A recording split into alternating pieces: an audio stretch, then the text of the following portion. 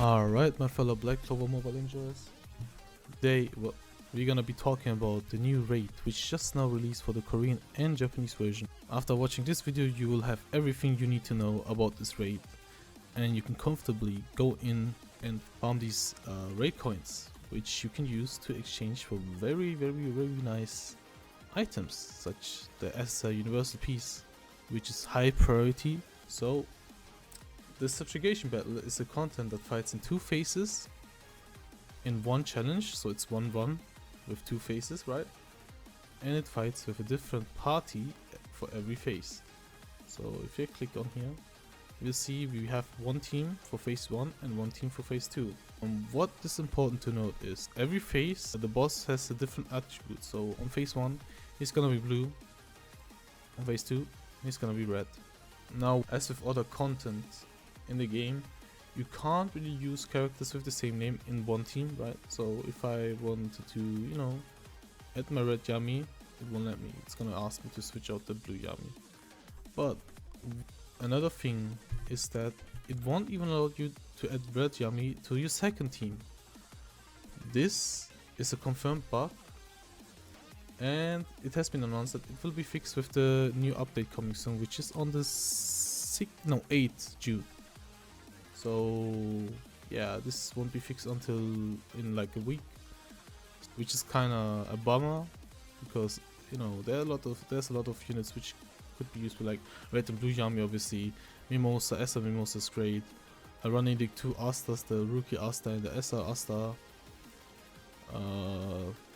those two are pretty decent. But yeah, now the subjugation battle increases the difficulty with each step.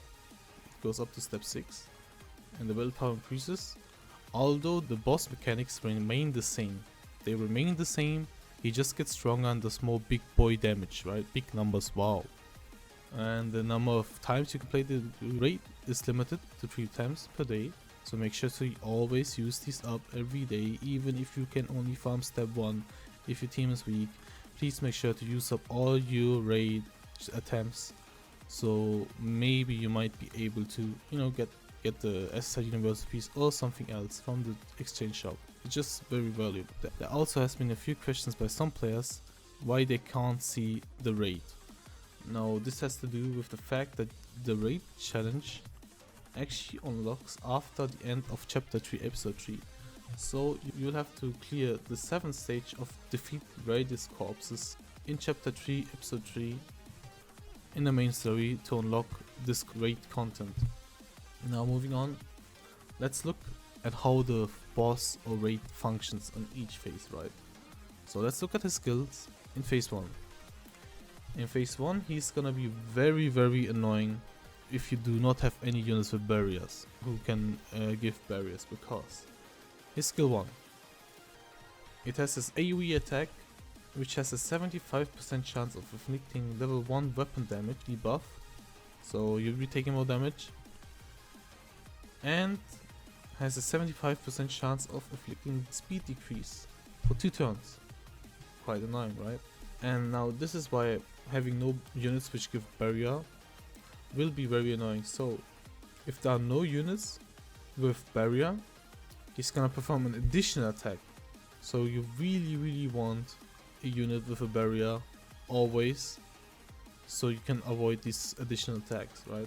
This is his single target skill, and what he does basically is if the enemy or target he's attacking has a buff, he's gonna do an additional attack, and that additional attack will be stunning your target or enemy he's attacking if they do not have any barrier. Also, if they do have a barrier, the additional attack will remove the barrier completely. Now skill 3 has a turn cooldown. This will be doing damage to all enemies AoE, and it will inflict a level 3 neutral debuff on the enemy for 2 turns. I'm not quite sure what the neutral debuff means. Probably just a random debuff, so it's gonna do that. Obviously, as you can see, skill 2 is the one you want to be cautious of, because not only has a 200% multiplier, so it does a lot of damage, he's gonna stun you, he's gonna remove the barrier, he's gonna do an additional attack if you have buffs, right? Quite annoying. Now his special skill, his death blow, which only activates if he has his boss scotch filled up. It is an AoE attack which damages all enemies. It's 150% multiplier on an AoE, insane. And it gives a level 3 speed increase for the boss for 2 turns. So there's a high chance that after he does his death blow, he's just gonna, over speed all your units and then do another attack, probably like a skill 2. And then for the skill 2, if you have a buff, he's gonna do another additional attack, and that's just GG, right? So you want to finish him before he gets his boss coach up, definitely. Oh, and his death blow actually has the additional attack incorporated in the kit. So if you have no barrier, he's gonna do an additional attack. Yep. So what his passive does is that he takes less damage if his HP gets below 50%, and if his HP gets below 20%, he gets another 30% damage reduction. Now going into his phase 2, something very important to note, and what I think is the most important thing in this phase, is his passive. So how he operates is he will have an rage status and an exhausted status. So when the phase starts, he will be in his rage status, and you basically want to avoid using all your high DPS skills and special skills and save them for the exhausted status, because during the exhausted status he will actually take more damage, right? Now let's get into the details. So each time the rage status ends, he applies the exhausted state to himself, right, for 1 turn, and during the exhausted state he actually takes 50% increased damage. Also, he can't use any special moves. His other passive, let's look at this, actually doesn't exist. So his other passive, right, that's just like he dies, that's it, right? Because in phase 1 his second passive was he changes form, phases, and in the phase 2 his second passive is just he dies. Nice. Let's get to his skills, right? So his first skill is an AoE skill. Important to note is if he attacks you with his first skill and you have burn, he's gonna charge up his special faster. You don't want that. You don't want to get death blown by the death blow, right? And his skill 2 is where he will actually proc the burn. So his skill 2 is another AoE attack, and he has a 75% chance to inflict burn for 2 turns. Going into his skill 3. There we go. His skill 3 is a single target attack, and it has a 2-turn cooldown, and what he does is he's gonna give you a 25% damage increase debuff, so you will take even more damage for 2 turns, and he's gonna flick burn yet again with a 75% chance. And going into his death blow, right, his special blow, he's gonna make an AoE attack, and it literally says he's gonna destroy all enemies, and the attack will always critical hit. But he can't use it during his exhausted state, right? So you might get lucky. Just a quick summary. In phase 1, he will do a lot of things if you do not have any barriers. He's gonna do additional attacks, he's gonna remove your barriers, he's gonna, do more damage and all of that. And in phase 2, if you are burnt, he's gonna charge up his special move faster. So you want to have the barrier in phase 1, and you want to remove the burns in phase 2, because you do not want to get fucking destroyed with his special skill after 2 turns, right? Unless you have an OP team which can like nuke him in 1 turn. GG to you, but yeah. Alright, now going into the characters you want to use during the raid, or who will be useful and avoid all the, things we mentioned before. Like you want the barrier, you want the burner gun, right? We're gonna look at them. So for phase 1, the boss will be blue. So you want to have green units. And guess what? One of the good green units who gives a barrier is Raiders. Looking at his skills, he has the Jimmy, which applies poison, not bad. But what you really want to look at is his skill 2 and his special skill, right? So his skill 2 will give you an increased damage for 2 turns, and his special skill will give you a barrier for 2 turns, increased endurance by 25% for 2 turns, and a grant debuff immunity. So there's not a lot of units who give barrier, like from the top of my head I can think of Noel. So he will be granting you barriers. Yeah, he is a green unit. He will help you not get like 50 additional attacks up your ass by the boss. So if you have him, make sure to use him for phase 1. Another unit who is pretty good will be Real. He's just gonna help you, you know, have death reduction on him, have incapacitate on him. Yeah, he's just gonna help you generate more DPS with your main DPS. Now, who do you want to use as your main DPS? Yuno works, right? If you have him, everyone should have him. He's a very good DPS you can use. Not only does he do a decent amount of damage and does an additional attack, right? He's gonna help you also give death reduction and incapacitates.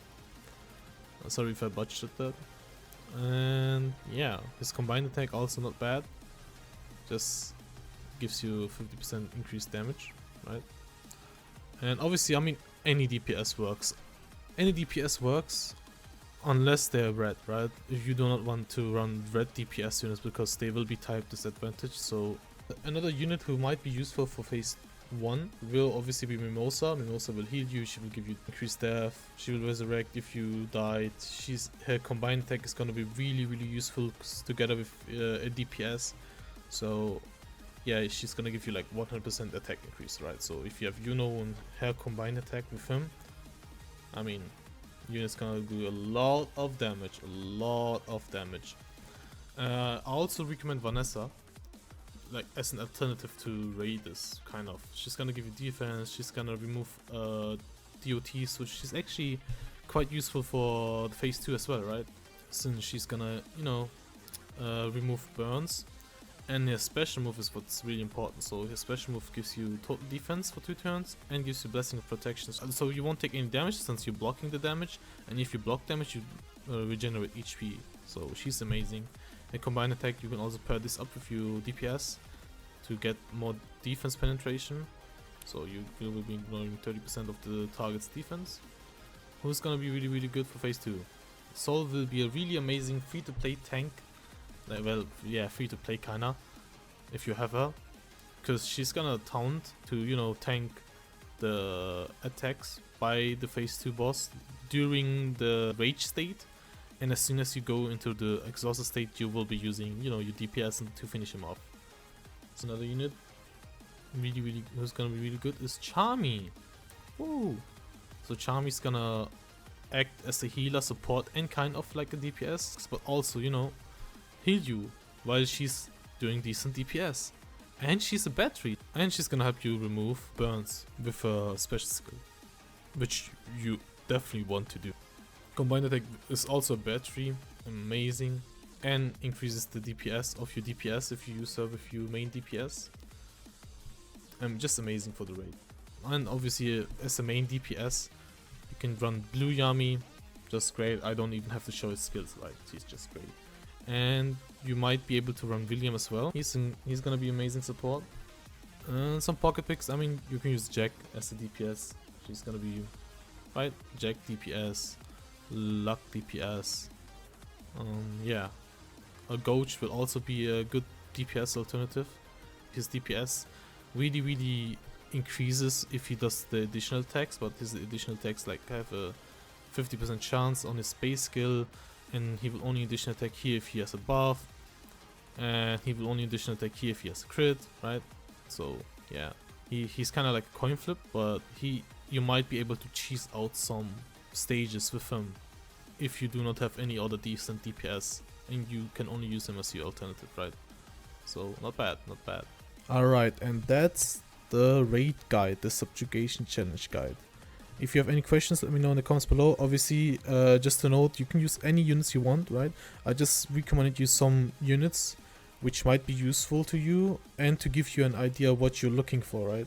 You can only obviously work with what you have on your account, so don't hesitate to use it and maybe try it out. Maybe you'll find something which I didn't even mention. Definitely, that's also possible. I'm not a god. If you liked it, make sure to subscribe, and shout out to prideman.gg. That's the website I use, the database website I use for the translation skills and everything.